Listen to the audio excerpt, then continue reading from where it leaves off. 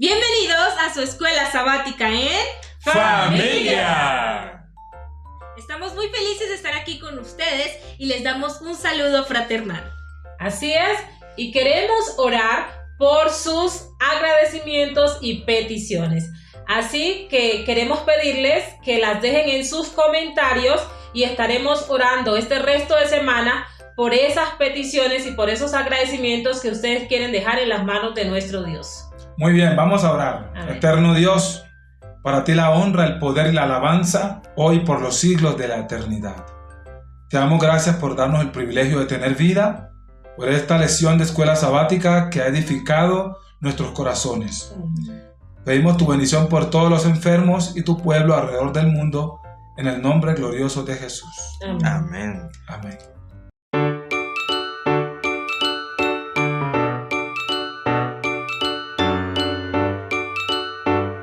Bueno, este trimestre tuvo una particularidad y es que tuvo una lección más. Normalmente tienen 13, pero hoy vamos a empezar la lección número 14. Y esta es la última lección de este trimestre, que se titula Efesios en el corazón. El versículo para memorizar lo encontramos en Efesios 2, 8 al 10. Porque por gracia han sido salvados por la fe, y esto no proviene de ustedes, sino que es el don de Dios, no por obras para que nadie se gloríe, porque somos hechura suya, creados en Cristo Jesús para buenas obras, que Dios de antemano preparó para que anduviésemos en ellas. Amén.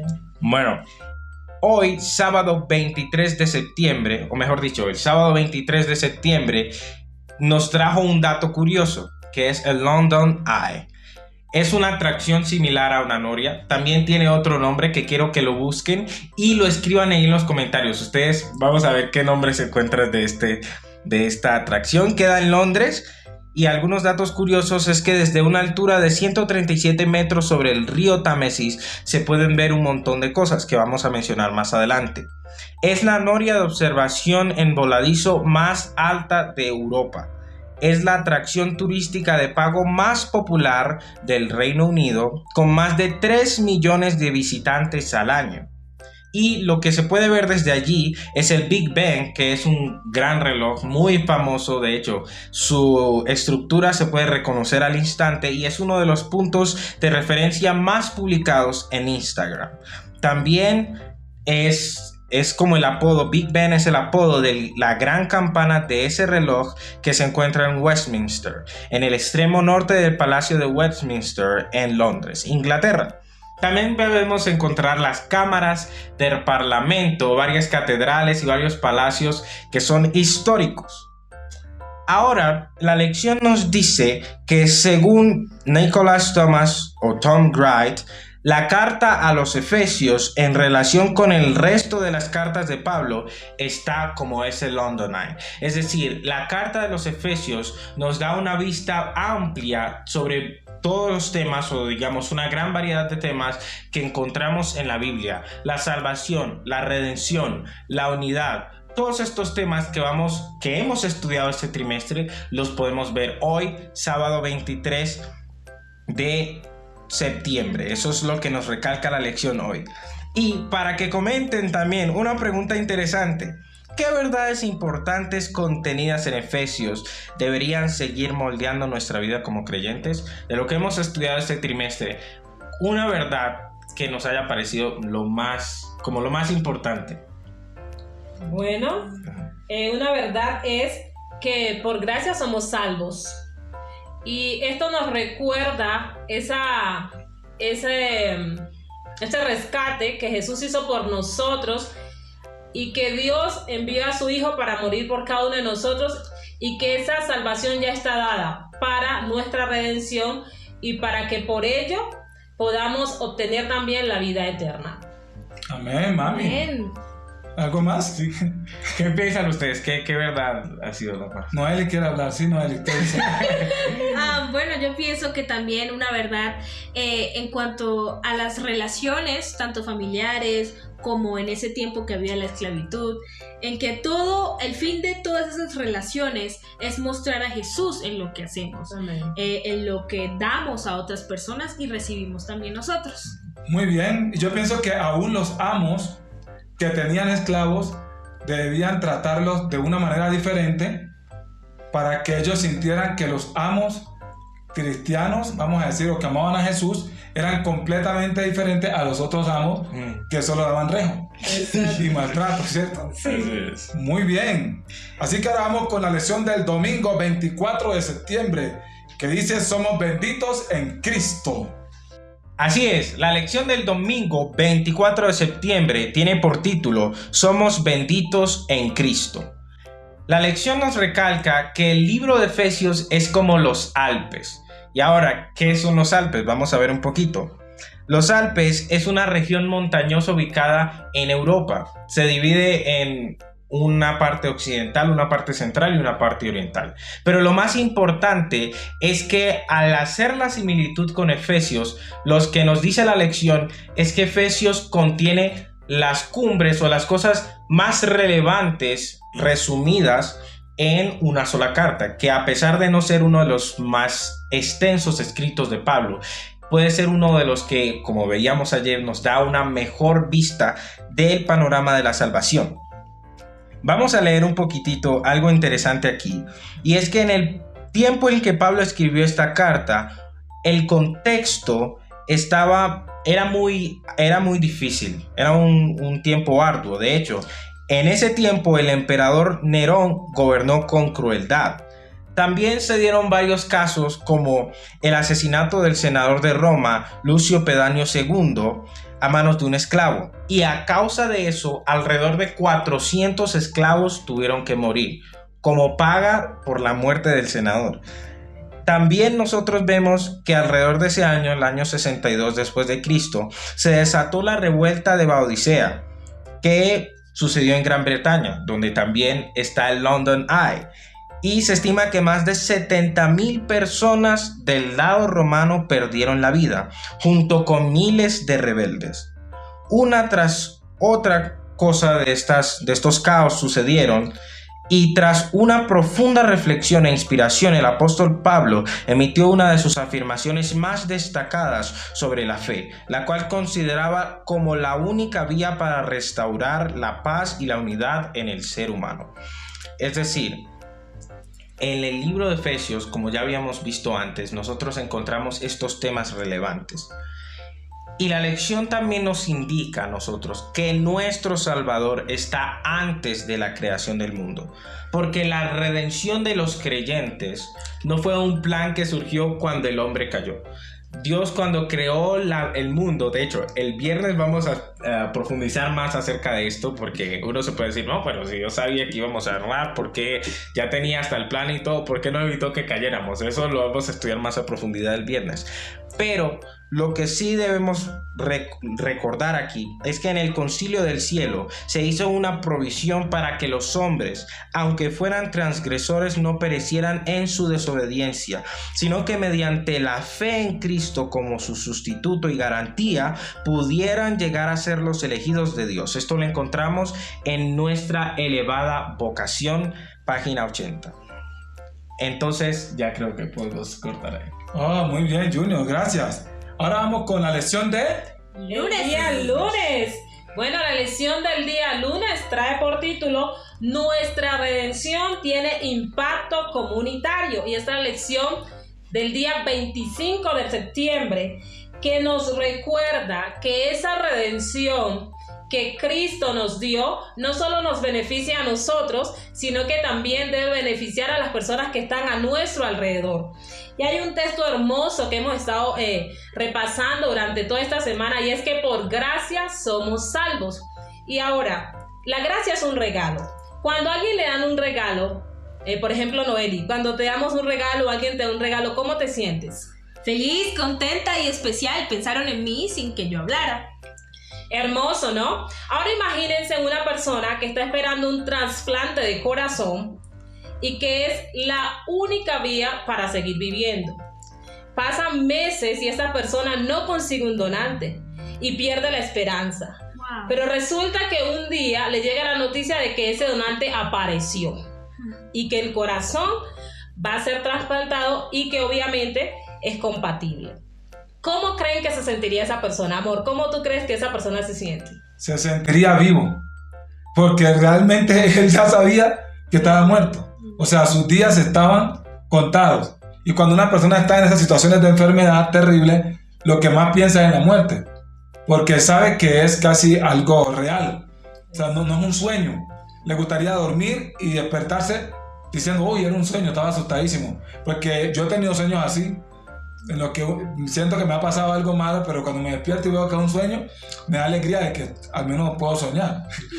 Excelente eso. Y lo mismo me imagino que sintieron algunos reformadores con esta gran verdad. Y la lección nos resalta a algunos de ellos, como fueron Martín Lutero, quien encontró esperanza en este versículo, ya que él luchaba con muchas ideas que sabemos que estaban en esa época del mundo religioso, que creían que la salvación se obtenía por hacer cosas, porque el hombre tenía que hacer cosas, lacerarse, mejor dicho, ya todos conocemos esa parte. Pero él encontró esperanza en estas palabras. Dice que su corazón fue conquistado con la gracia de Dios. Igualmente, John Wesley, otro pionero, que dio un discurso en la Universidad de Oxford. Esta es una prestigiosa universidad que se encuentra... ¿Dónde se encuentra, Junior? Tú que eres tan estudioso. Exactamente, en el Reino Unido. En el Reino Unido, exactamente. Así que... Una buena estrategia cuando uno está embalado. Exactamente, muy bien. Sí. Esto ocurrió exactamente en Londres. Aquí ya le encontré muy bien por la ayuda. Así que por gracia somos salvos. Y esto nos recuerda que hay un elemento incluido y que la lección nos resalta, y es pero Dios. Eso me hace acordar de la canción de Lawrence Harry, Bad God. Y es que Dios está ahí. O sea, cuando sabemos que Dios está ahí, todo cambia. O sea, puede que no haya esperanza, puede que ya nos hayan dicho que es lo último, que ya no hay oportunidad, pero si Dios entra en la ecuación, todo va a cambiar para nuestras vidas. Así que esta lección nos recuerda que hay alguien que se preocupa por nosotros, que desde el principio planeó esa redención y que está ahí para ti. Y para concluir, que esa redención no solamente es algo vertical, sino también horizontal. Claro. ¿Qué significa eso, amor? Vertical quiere decir que fortalece esa comunión con nuestro Dios. Amén. Recordemos que en el Edén, con la caída de Adán y Eva, nosotros perdimos esa conexión, pero con Jesús, pero Dios la hace posible, la restaura y nos da vida con Cristo a través de su resurrección. También tenemos la oportunidad de ese encuentro maravilloso otra vez con nuestro Señor y de sentarnos en esos lugares celestiales con Cristo. Y la parte horizontal, para concluir, es que Jesús nos unió tanto judíos como gentiles. Ahora nosotros tenemos el privilegio de adorar al Señor juntos, todos en una iglesia, congregarnos y estar unidos, no divididos. Amén. O sea que eso involucra el trato hacia mí. Exactamente, hacia todos. Sí, mi amorcito, hacia todos. Muy bien. Ok, vamos ahora con la lección del martes 26 de septiembre, que dice: somos la iglesia del Dios vivo. Bueno, aquí dice: el misterio de Dios versus la iglesia de los humanos. Grupos elitistas sin respeto por la autoridad versus amor mutuo. Chisme versus confianza. No apoyo de las necesidades sociales versus tener las cosas en común por amor, no obligados. Hipocresía versus sinceridad. ¿Qué quiere decir, Junior? Que te ríe. Que tener las cosas en común por amor, no obligados, porque a veces las cosas se tienen que tener en común, pero es porque si no, entonces me quitan esto, me quitan lo otro, sino que por común, en amor, eso es lo que Dios quiere. Así es. Entonces, cuando en una iglesia se reparte comida, eso fortalece la unidad, ¿sí o no? ¿Ustedes qué piensan? Claro. Estas iglesias se mantienen bastante llenas. Claro, y también cuando se hacen como los almuerzos, que toda la iglesia, en vez de irse cada uno a su casa, hacen un almuerzo en conjunto. Eso también ayuda a fortalecer las relaciones entre hermanos. Claro, eso no quiere decir que la actividad principal de la iglesia sea repartir comida. No, claro. Pero tampoco quiere decir que no lo pueda hacer. ¿Ya? Una de las cosas que yo recuerdo más significativas de mi iglesia, en Oré, en Quito, en el Chocó, en Colombia, Ajá. eran los días que me invitaban a almorzar, ¿ya? Porque uno estaba pensando, ¿qué será la comida? ¿Ya? Sí. ¿Sí o no? Ujú. ¿Y será bastante o será poquita? Y como yo era adolescente, ya sabes que los adolescentes no comemos mucho, nos abastecemos, ¿ya? Entonces, esa era una de mis alegrías. Otra cosa de la belleza de la unidad eran los partidos de fútbol, de microfútbol juntos, Sí. los juegos sociales, Ujú. ya echando chistes, ya las reuniones del Club de Conquistadores. O sea, la iglesia del Dios vivo tiene que estar viva, Sí. no puede ser una iglesia muerta. No. ¿Y cómo es una iglesia viva, Junior? ¿Cómo es una iglesia viva? Una iglesia viva es una iglesia donde la gente se siente bien. O sea, aunque se mantienen los principios, uno puede saber que si yo le cuento, como decía aquí en el texto, yo le digo esto a mi hermana, no lo va a saber la iglesia al otro día.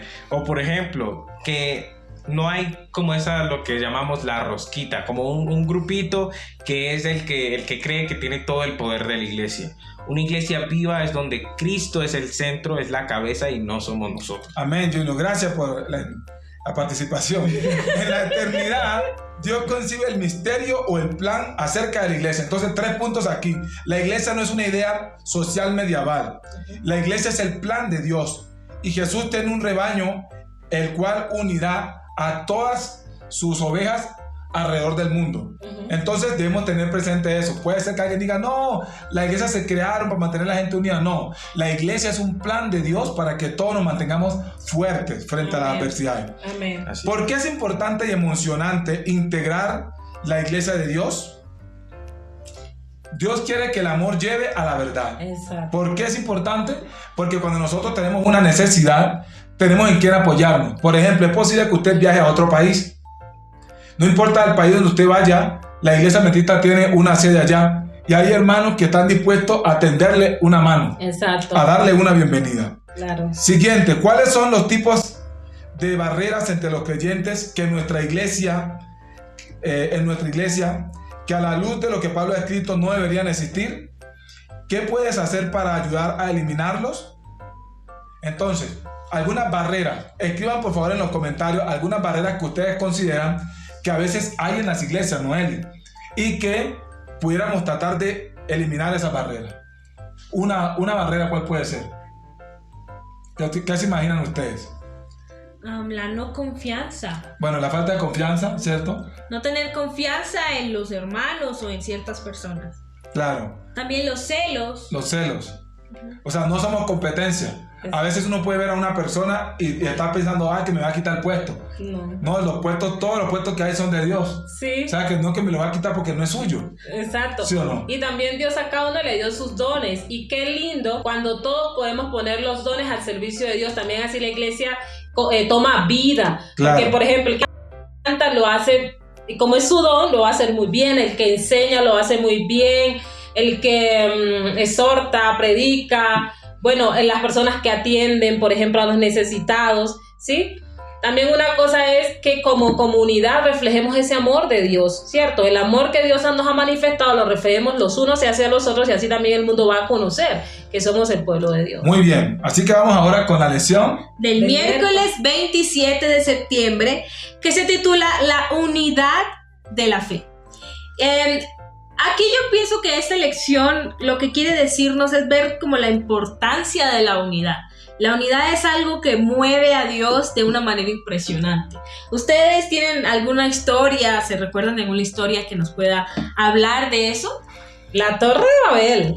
La Torre de la Babel. tengo anotada, Estas sí. personas decidieron construir esa torre y se pusieron de acuerdo. Y tuvo Aunque que era algo malo. Sí, pero se pusieron de acuerdo para hacerlo. E hizo bajar a Dios. Yo digo, si no hago nada, esta gente ha sido unida como está, viene para acá. Entonces, eso es muy importante. El otro ejemplo que tenía aquí es la oración de la iglesia por Pedro. Dice que la iglesia unida se puso a orar por la liberación del apóstol Pedro. Entonces, me parece que cuando nosotros nos unimos, siempre Dios bendice sus esfuerzos, obviamente de acuerdo a su voluntad, para que podamos hacer que su evangelio crezca y más personas lo conozcan. Entonces, en Deuteronomio 6:4 Dios nos dice que, oye Israel, Jehová nuestro Dios, Jehová uno es. Amén. Y Jesús siempre durante el Nuevo Testamento y durante su estadía en la tierra recalcó que Él y el Padre eran uno solo. Dice Juan 10:30 que yo y el Padre uno somos. Entonces, una lección que podemos sacar en este día de miércoles 27 de septiembre es que Dios nos da ejemplo, el ejemplo de la unidad. Y lo otro es que debemos servir con nuestros dones y perdonar. Amén. Muy bien. ¿Qué dones? Sí. ¿Qué dones los dones que creemos que tenemos o los que realmente tenemos que usarlos para Dios, ¿sí? Los dones los da Dios para que nosotros bendigamos a otras personas, no para que nos glorifiquemos o digamos, no, yo hago esto mejor que vos o no sé qué, sino que lo pongamos todo a sus pies y al servicio de los demás, no solo de la iglesia, sino de la comunidad. Exacto. Porque recordemos que los hijos de Dios o las criaturas de Dios es todo el mundo, o sea, Dios creó a todas las personas y debemos servir a todos, ¿sí? Bueno. Entonces, eso. Bueno, y yo creo que una parte de lo que la princesa está diciendo en cuanto al perdón es que como seres humanos puede que hayan roces en nuestras relaciones y tenemos que aprender a perdonarnos los unos a los otros y seguir ese ejemplo de Cristo para que precisamente se pueda lograr esa unidad. O sea, cuando alguien nos comete algo en contra de nosotros o nosotros le fallamos a alguien, dar ese perdón y también recibirlo, ¿no? Para que esa unidad siga y la gente pueda ver a Jesús en nosotros. Entonces, un llamado a la acción hoy, para este día, es que si bien la unidad es una certera teológica, requiere esfuerzo de nuestra parte, así que nosotros debemos hacer lo posible para mantenernos unidos. Claro, muy bien. Ahora vamos con la lección del jueves 28 de septiembre, que dices, somos receptores y dadores de gracia. O sea, recibimos y damos gracia. La vida carnal no da lugar a la unidad. O sea, no hay tal cosa como una iglesia espiritual viviendo en la carnalidad. No se puede. ¿Cierto? No se puede. O sea, hay que sacrificar la carne. ¿Y cuáles son los frutos de la carne? El odio, la maldad, los celos, la envidia, el chisme. O sea, tenemos que sacrificar eso. Aunque alguien dijo, el chisme es sabroso, pero lo que no dijo es que no es beneficioso. Trae, pues. Y las consecuencias que trae. Claro. ¿Cierto? Pues yo no lo he probado nunca, ¿no? Pero alguien dijo así en público que era sabroso.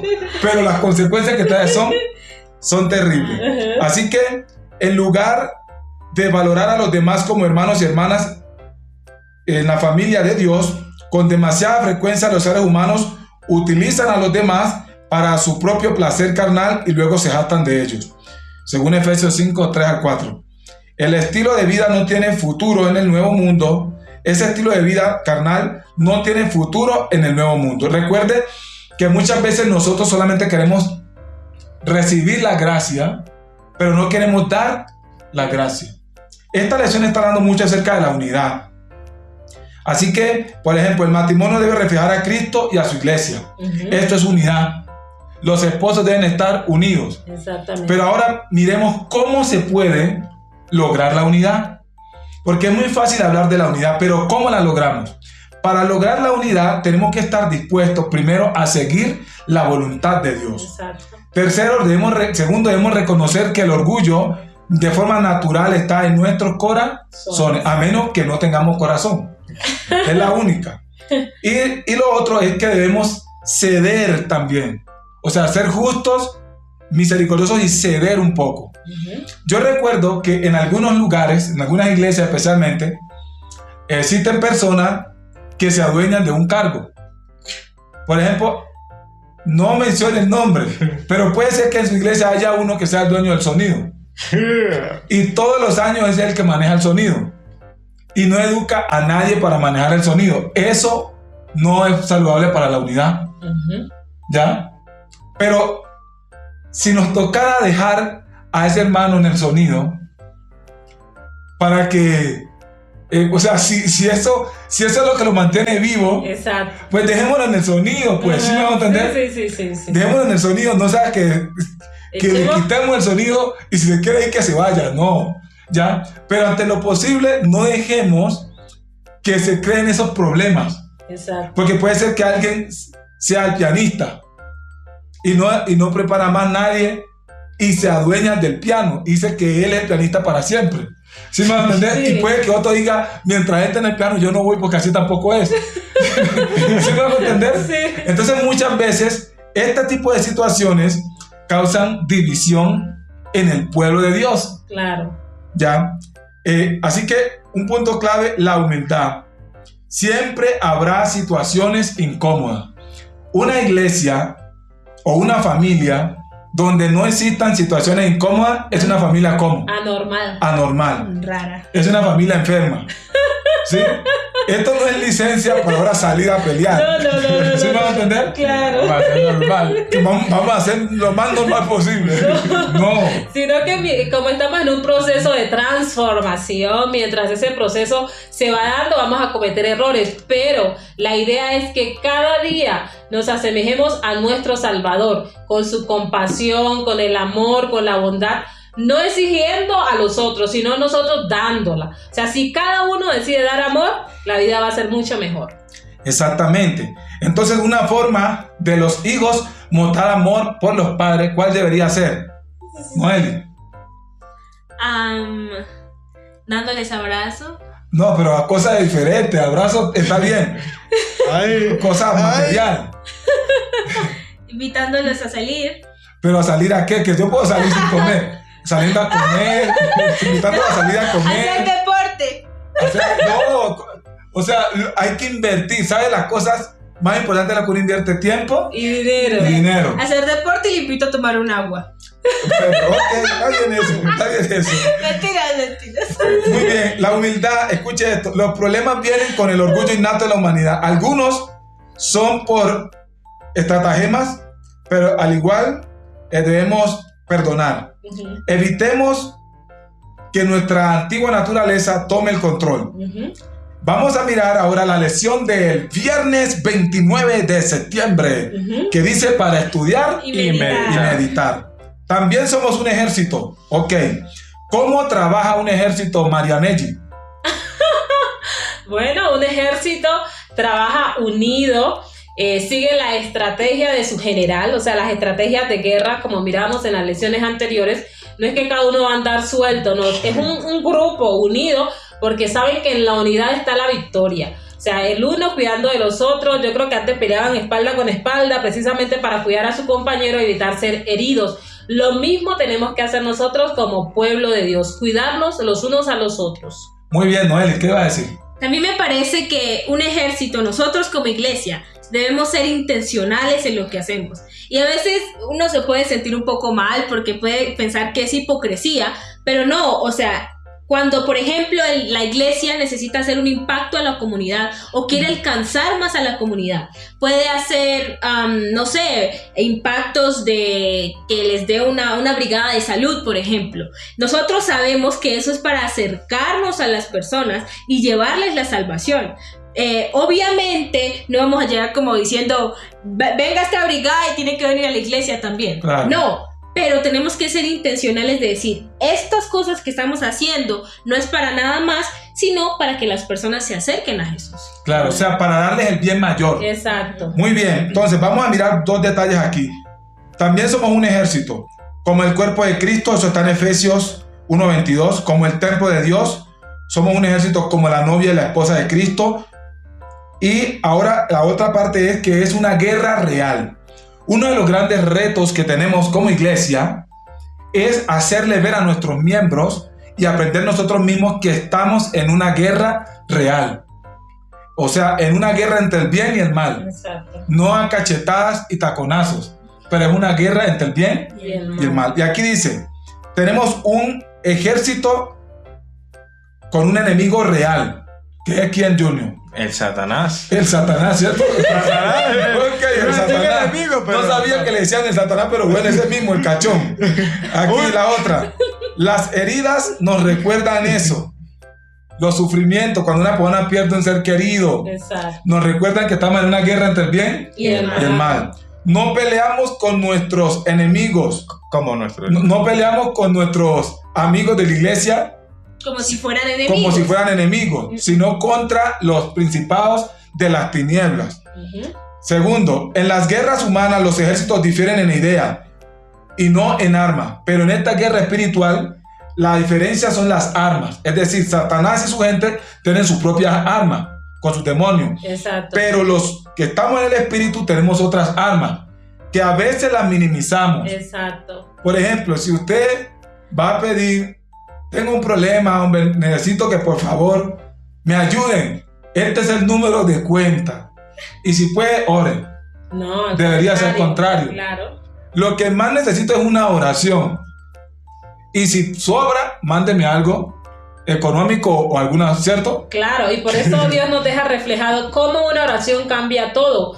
Cuando, por ejemplo, los reyes, en este caso Ezequías, que fue al Señor porque otro rey estaba queriendo invadirlo, y el Señor le dijo a través de Isaías, no se preocupe. Él oró y el Señor le mandó la respuesta, no se preocupe que usted no va ni a pelear. Envió un ángel que acabó con el ejército enemigo. Entonces vemos la importancia y el poder de la oración. Claro, así que muchas veces lo que pasa es que nosotros no creemos que la oración pueda producir resultados en el mundo físico. ¿Ya? Por eso es que realmente decimos, mejor deme lo físico, lo físico, sí. Lo material que de la oración me encargo yo. No.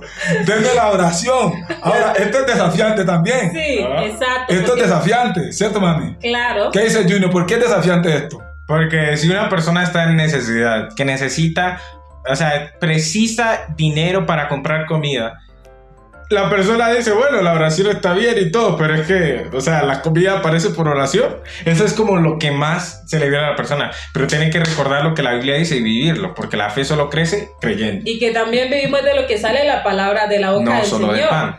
O sea, que el Señor puede ordenar a alguien, un ejemplo, o tocar el corazón de alguien que te dé el dinero, ¿sí? Muy bien. O los Ahora, alimentos. eso no quiere decir Que no. que a partir de ahora no le va a dar nada a nadie sino oración a la pena. No. No es para usar eso para no dar, o sea, no estamos promoviendo la mezquindad. Claro. Lo que estamos diciendo es que la oración es importante. Ahora, usted si tiene físicamente dinero o un pan o una neverita que puede donar, alguna cosa, da eso, ya, o sea, da la oración y encima eso. ¿Ya? Exactamente. Pero exactamente. la clave está en que si la persona tiene hambre, pues dele comida. Claro, eso también. Revuelta con oración. Exacto. Exactamente, Eso porque también dice Santiago. Santiago dice, Señor, usted no puede decirle a la persona que necesita abrigo, ay, voy a orar por ti. No, Señor, vaya al closet y si tiene, regálele un abrigo porque también tiene que cubrir el cuerpo la persona. también interesante lo que dice Jesús. Yo estuve enfermo y me visitaron.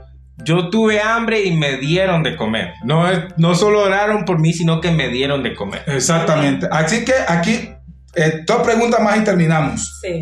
Dice, ¿qué quiere significar Pablo cuando escribe que fuimos creados, Junior, en Cristo Jesús para buenas obras que Dios de antemano preparó para que anduviésemos en ellas?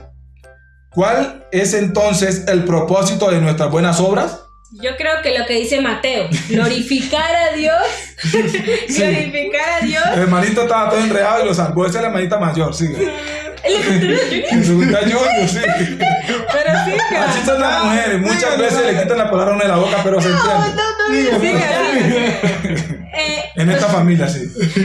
Lo que yo pienso es que Dios hace que nosotros hagamos buenas obras y seamos buenas personas para que glorifiquemos su nombre, que los que vean digan, yo quiero ser como Jesús, como Dios lo ha hecho a esa persona. Claro, Junior, ¿por qué más? ¿Va a decir algo más? Yo creo que no hay nada más que añadir ahí. Bueno, lo otro también es que las buenas obras Dios nos manda a hacerlas para producir el bien en nuestro corazón. Porque a veces el orgullo y el egoísmo solo se arranca del alma sirviendo a los demás. Exacto, no hay otra fórmula. Aunque haya dolor, se arranca así. Sí. Así que una pregunta para que ustedes la escriban en los comentarios es: ¿cuáles creen que son las obras que más necesita la comunidad hoy? ¿Estarías dispuesto a hacerla? Por favor, escriban en los comentarios. Con esto hemos llegado al final de tu escuela sabática en ¡Familia!